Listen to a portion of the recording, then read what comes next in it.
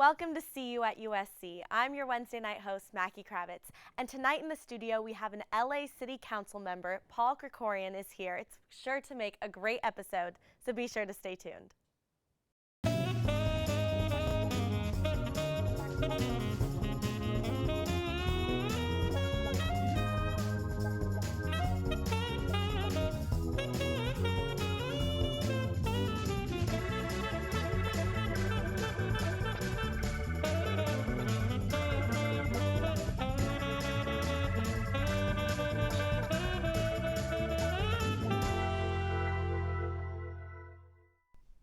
Welcome back to See You at USC. I'm joined now by Paul Krekorian. Thank you so much for being here today. Hi, Mackie. Good. It's a pleasure to be with you. So I see you're already sporting the crimson and gold. USC colors, obviously. So Cardinal and gold. That's what I meant. You know, brain farts. Okay. But I knew it started with a C. Oh yeah, I'm dyed in the wool. I graduated in '81 and have been. I've bled cardinal and gold my whole life. So where did you? I know you majored in political science here at USC. So was that the start, do you think, of your career? It really was. I owe USC a lot in terms of setting the direction of my life. I was the first in my family to go to college, so I didn't really have a clear sense of what education was all about or what that was going to get to me. I had sort of a vague idea. And when I got to USC, I started getting involved in student government, started getting involved in some of the activities there. And I knew that I really wanted to pursue something in the government and political arena. Mm-hmm. So I got, through one of my classes, got an opportunity to work on a campaign, which was ironically the Jerry Brown for Governor campaign in 1978.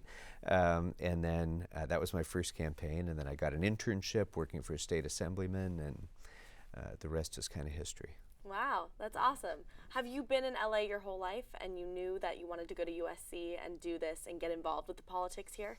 Yeah, I was born and raised in the San Fernando Valley. My grandparents arrived in Los Angeles at the beginning of the 20th century. And so, we have a long history here in the city. And as I said, nobody in my family had gone to college, but my dad was a big USC fan, so he kind of pushed me in that direction. It was the only school I applied to. I got lucky and got in. It really was lucky. They probably wouldn't accept me today, I think, but back then I was able to get in, and it was really a great experience for me. That's awesome. So from USC, you took your degree, I believe, to Berkeley, correct? Right. I went to law school at UC Berkeley, and then came back here to Los Angeles to start practicing law. So what was your first initial job? Like, what was the moment you knew that you wanted to do this with the rest of your life? Well, my first job was making pizza at Shakey's. But that's what you wanted to do. Yeah, no, I knew I didn't want to do that. It's very hard for me to trace it back, because I think as far back as when I was really a little kid, I had a general sense that I wanted to serve in some way. I wanted to serve the public in some way. And I didn't know exactly what that meant, but I wanted to be in government in some way. And the idea of actually being an elected official seemed like kind of one of those impossible dreams.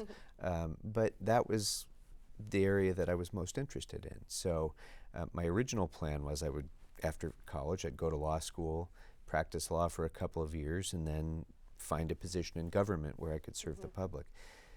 But I got on a career track and took a little bit of a detour, and 20 years later I was still practicing law, and I realized if I'm ever really going to do this, I need to just take a shot at it and go for it. Absolutely.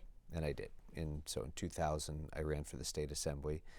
I lost that election, but then came back again and won it in 2006, served 4 years in the state assembly, and then came down here to serve in the city council starting in 2010. Do you think losing that first time gave you the motivation to really come back and want it even more? Absolutely, because when I ran that time, it was kind of on a flyer. I didn't necessarily expect to win. I was running against somebody who had way more advantages than I did to run. But it really made it real for me. I was a candidate. I almost won. I came close, and that sort of was the taste of it that told me, yes, this isn't an impossible dream. You can really do this. So I worked for the next 6 years to make sure that I didn't lose the next time, and was fortunate I guess it paid enough off. to win. Yeah. That's awesome. So, living in LA your whole life and wanting to help people, did you have any initial ideas from the get-go? Were you always brainstorming of what you wanted to change or wish would change? Yeah. When I was quite young, environmental issues were really important to me. That was in the 60s and 70s when there were some very dramatic, pollution problems. You had rivers setting on fire because they were filled with toxic contaminants and things. It was different. When I grew up, air pollution here in Los Angeles was so bad that there were days in the summer when we weren't allowed to go outside to play. They called them second stage smog alerts, and we couldn't go out. So, yeah, it was a real big motivating thing for my interest in public service.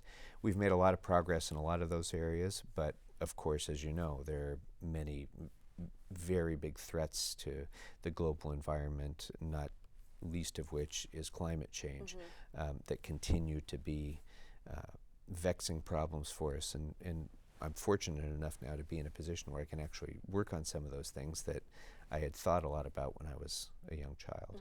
Well, I think it's good you brought up environmental issues, because I think that's something that isn't going to change unless people become more informed and more involved, and it's just going to keep growing unless we address it sooner rather than later. Absolutely. Take climate change as an example. I'm taking it right now. I'm taking it in class. Well, it's funny you say that, because I took an environmental science class at USC, and that really helped to shape some of my thoughts about that too. I wish I could have a chat with my professor now about some of his viewpoints, because I hope he would have changed his views. We live in a time when a large part of our population is unwilling to acknowledge science, and that's a fundamental problem that we have in a lot of areas in our democracy. But it's especially significant when it comes to protecting the environment, because you have to make difficult choices as a society. You have to make economic choices about protecting the environment, and they're not easy. It's easy for us who care about this issue to throw out the bumper sticker slogans, but when you actually have to apply it in the real world, there are costs and consequences no matter what policy choice you make. And so if you don't accept the science, if we're not even talking about an accepted set of facts, it's very difficult to make sound policy. And I'm afraid that's where a large part of our population is right now. So you're absolutely right. If people don't get engaged, don't educate themselves, don't get activated, then we're not going to be able to make the kind of large societal changes that are going to be necessary throughout the course of certainly of your lifetime in the next century to be able to preserve the environment that we have. Are there steps that you would recommend taking, just an everyday person that just wants to make slight differences? Absolutely, because people can make a difference. Every individual can make a difference. You don't have to be in a position to, be in a policy-making position that allows you to promote, renewable energy or something. You can make a difference in your everyday life just by consuming less, ensuring that you're, recycling resources wherever you can, using less of, non-sustainable resources, and using less resources that require the use of energy or water. Just simple things can make a big difference if we do it broadly. Yeah, absolutely. So what does a day in the life of Paul Krekorian, what does it look like? What's the schedule? Well, it depends on the day. Just like when you're in school, every day has a different schedule. But most days I'm in City Hall, and I'm either in a city council session or a city council committee dealing with policy issues and engaged in the back and forth with the public and debate on policy issues and those sorts of things. The afternoon I'll usually spend in a series of meetings either with city staff, general managers of our different departments, or staff who have issues that are coming before the council, or members of the public, or advocacy groups who are promoting particular issues. I do a lot of activities with my constituents in my district, so that I can always be close enough to be able to hear the concerns of my constituents, and accessible to be able to have conversations with them about the things that they care about. So, and then usually there's something that goes on in the evening too, an event someplace, or some organization is having its annual banquet or something like that. So it's usually pretty long days. Pretty long and very involved, I would have to say. Do you contact LA citizens usually and get their feedback and try to work with them often? It really helps make my job so much more effective when I have public engagement. So we send out an e-newsletter to several thousand people. We have a website where we get input. I go to as many public kind of opportunities to engage directly with people as I can. Public comes into my office, whether it's my North Hollywood office or my City Hall office, all the time. And hearing from people directly really makes a difference.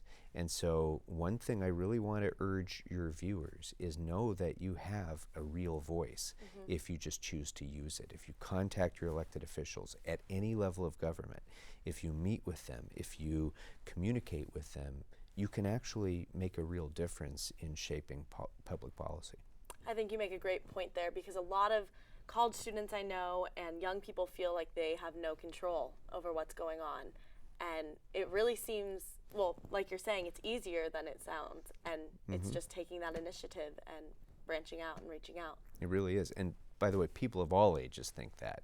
And they just couldn't be more wrong, because the truth is, sadly, most people in our democracy, the greatest democracy in the history of the world, are apathetic about it. And people don't vote, people don't contact their elected officials, people complain when they see the news on television, but they don't do the first thing about it, not even the simple things like voting. And because of that, the minority of people who actually do speak up have a disproportionately loud voice. So if you organize 20 of your friends to come and meet with an elected official, I guarantee you their head will spin, because that sort of thing doesn't happen that often. It doesn't happen as often as it should. And so you could go and meet with a member of Congress with a group like that, and they will listen to you and they will take your concerns seriously because you took the time and trouble to organize. Great. Has there ever been a time where you really saw that, or any stories that you have throughout your career? Oh, I see it on a daily basis, really. And when I was in the legislature, it was, we might vote on 200 bills in a day. And so needless to say, you don't have much time to really consider all of the details of all of those bills. So I made it a point to have my staff let me know how many people have contacted me about this, how many of my constituents were favored this bill or opposed this bill, so that I'd have a sense of where my constituents are on this, because I'm their representative. I try to be their voice. And so, if it were a few hundred people in support of something, I knew that was a big deal. Even though I represented almost 500,000 people in my district, if I had been contacted by 100, I would think that was a big deal. Yep, it is a big deal. And unfortunately, we have to take a quick commercial break. But when we get back, we will keep talking more about your experience in LA. Okay. Stay tuned.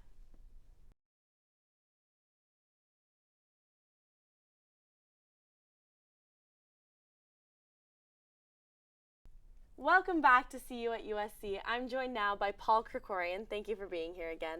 And before the break, we were talking about being an LA City Council member and things like that. And I know LA is known as the entertainment capital of the world, for film and television especially.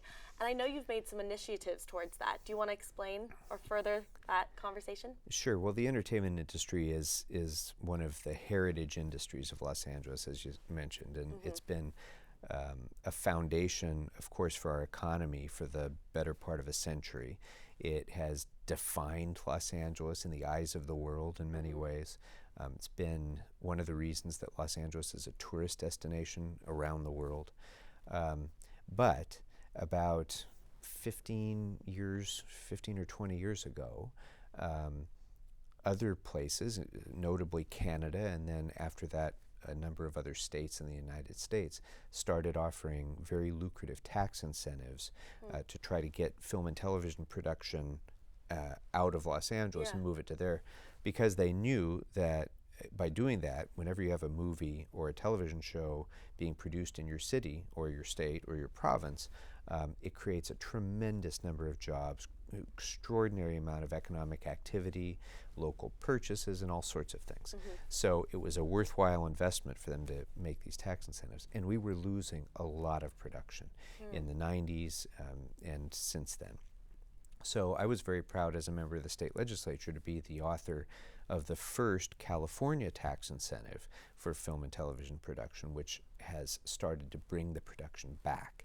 And my successors in the legislature built upon that and expanded it. We just, a year or so ago, passed a much broader incentive. So production is coming back, and it's booming in Los Angeles right now. We've done everything we can within the city government of Los Angeles to make it as accessible to filming as we can, because it creates tremendous number of job opportunities, and the industry also is kind of our ambassador to the rest of the world. It shows Los Angeles to the rest of the world, and I think that's pretty important too. Absolutely.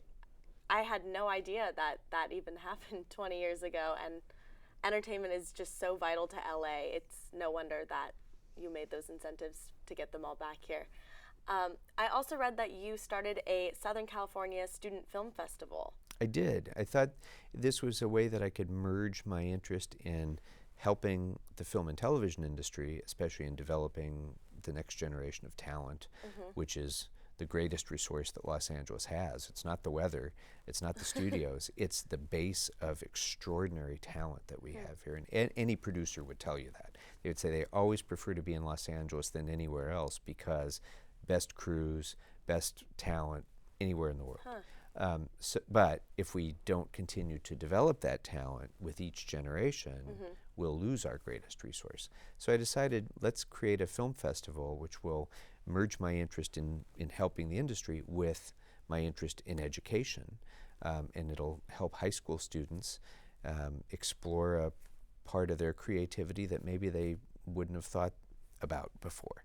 So we have just tremendous submissions of short films in a variety of different genres by high school students throughout the county, and they just show extraordinary creativity and depth of emotion, and it's a remarkable experience for me every year when I see these films. And it gives these young people an opportunity to launch a career potentially, and even if they don't go in that direction, they experience something about their own creativity that they learn from. So it's a good experience. Is there like a winning prize of getting to be able to go on a set or work with these types of people, or internships or anything?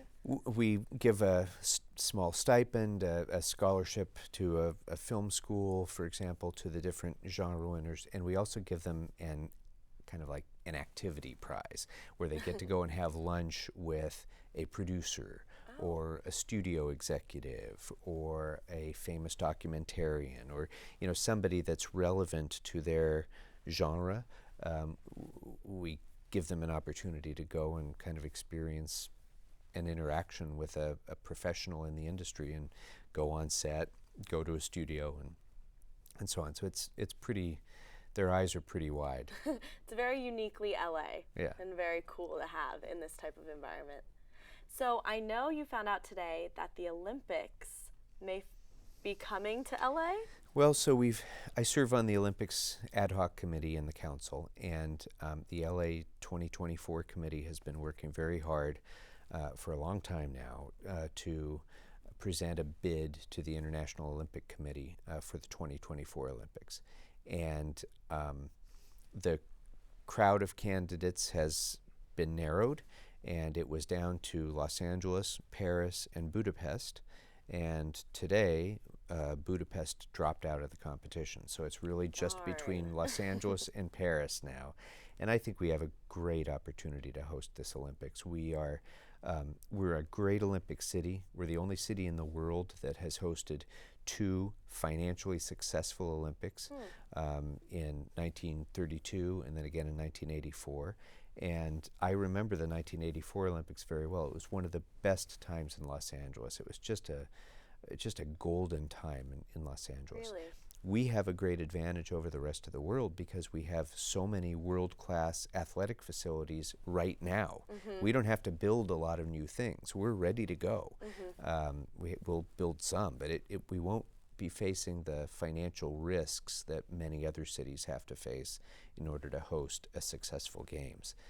And then Los Angeles has probably the most diverse population of any metropolitan area in the world as well. So that means that no matter what country a team comes from, they will have hometown fans here in Los Angeles. We're kind of a city where everybody has a home field advantage. Everyone's represented. Right, which is an exciting dynamic for the Olympic movement. I know there was a lot of controversy over the Rio Olympics more recently. What would those problems present themselves in LA, or what would LA benefit from having the Olympics here? Well, first with the problems, I mean, you look at some of the other cities, they all have to invest billions of dollars in new facilities. Rio, London, Beijing, they all, Sochi certainly, they all invested billions of dollars to build new athletic facilities. And when you do that, there's a tremendous risk that you're not going to make your money back, number one. There's also a risk to the Olympics itself if you don't get finished in time. And as you know, with Rio, they had all sorts of challenges. There was question whether they would get done in time. Fortunately, we don't have those issues. We're ready to go.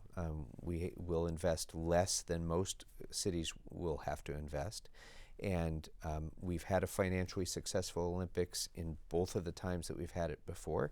I'm confident that we will not only have a successful Olympics, we'll produce a surplus of money that can then be used, just like the '84 Olympics did, to fund athletic programs, recreational programs for kids for generations. Today, there's kids in Los Angeles who are benefiting from programs that are paid for by the 1984 Olympics. And I expect that the 2024 Olympics will produce similar kinds of benefits. Incredible. Yeah, I know you're also on the budgeting committee. So I guess a large-scale question would be, where is our money going in LA? Well, that's a great question. About 2/3 of the general fund of the city of Los Angeles goes to pay for public safety. So it's the police department, the fire department, and all of the other ancillary public safety things that we do. So right off the top, we don't have a lot of discretion over the budget because no one, of course, wants to cut public safety expenditures. We always want more of that. I chair the budget committee, and we've gone through some really challenging times in Los Angeles over the course of the last decade since the financial collapse in 2008. That meant a real steep decline in the revenues that came into the city, and we had to make some very hard choices. Mayor Reardon said that we were inevitably going to be bankrupt. Well, we aren't. We're doing great now. We've balanced the budget. We've eliminated most of the structural deficit.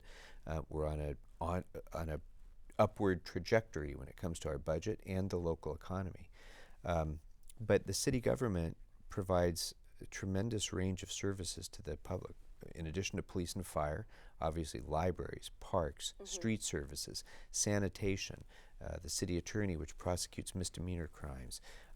There's a great array of services that are all paid for with the tax revenues that come into the city. And how much of that also goes to public transportation? Well, not too much of the city's revenues do. Some do, because we have some local transportation, active transportation. We support a lot of bicycling infrastructure and things like that. We provide local buses, but most of the bulk of the transportation is provided by the Metropolitan Transportation Agency, which I serve on the board of, the MTA.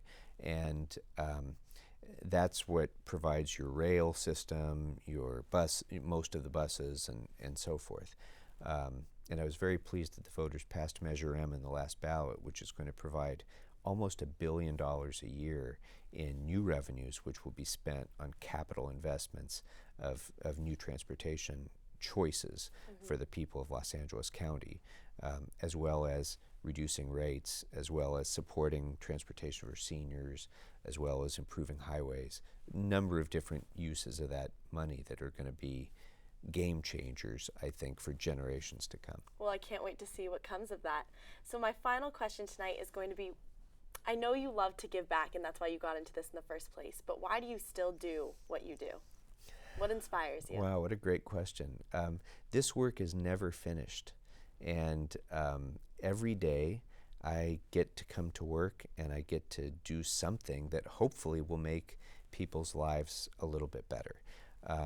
But there's never a finish line. And so whether it's the work that I do in creating jobs, protecting the environment, making sure that we're financially sustainable in Los Angeles, I know that the work that I'm doing is going to affect, my kids and your kids. And that is a heady kind of thing, and it's a great sense of responsibility. So I keep doing it so that I can keep making a positive difference. Well, thank you so much for coming on the show today, and thank you so much for providing for our community. And unfortunately, that's all the time we have for See You at USC tonight. But keep watching every weeknight, 6:30 p.m. here on Trojan Vision. Good night. It's a pleasure to be with you. Thanks for